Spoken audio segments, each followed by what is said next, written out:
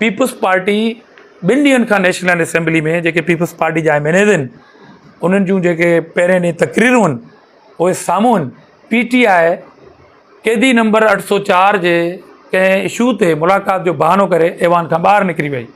जॾहिं त पीटीआई जे माण्हुनि खे चयो वियो त अॼु कैनाल्स ते स्पीच थींदी ऐं इहो क्लेम पीटीआई कयो, इहो क्लेम पीटीआई कयो त असांजो रेज़ोल्यूशन जमा आहे शुरू में।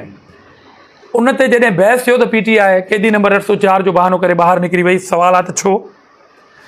उन जे ॿिए ॾींहुं जॾहिं शबीर अहमद बिजाराणी एमएनए साहब पीटीआई जे पार्लियामानी लीडर सां राब्तो कयो त जेकॾहिं तव्हां कैनालनि ते सीरियस आहियो ऐं सिंध में तव्हांजो सूबाई सदर जेको आहे उहो मुख़्तलिफ़ स्टेज इस्तेमालु करे ऐं कैनालनि जे ख़िलाफ़ु तक़रीरूं पियो करे त पोइ अचो त पाण हिकिड़ी गॾियल करारदाद आणूं। इल्ज़ाम त पीपल्स पार्टी ते आहे न, त पीपल्स पार्टी इन्वॉल्व आहे त थियणु छा खपंदो त पीपल्स पार्टी भॼी वञे अहिड़ी करारदाद ते साइन करण जे करे।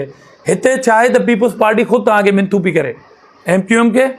एमक्यूएम जवाबु ॾिनो, पीटीआई जवाबु ॾेई छॾियो। जॉइंट जेको वॉइस जेको मूं हींअर बि तव्हांखे चयो आहे त सभिनी पॉलिटिकल पार्टीज़ खे जेकॾहिं उन्हनि जो मामिलो सिंध जो पाणी आहे त पोइ गॾिजणो पवंदो, पर पीटीआई पॉलिटिकल पॉइंट स्कोरिंग कई ऐं उन ते साइन न कई।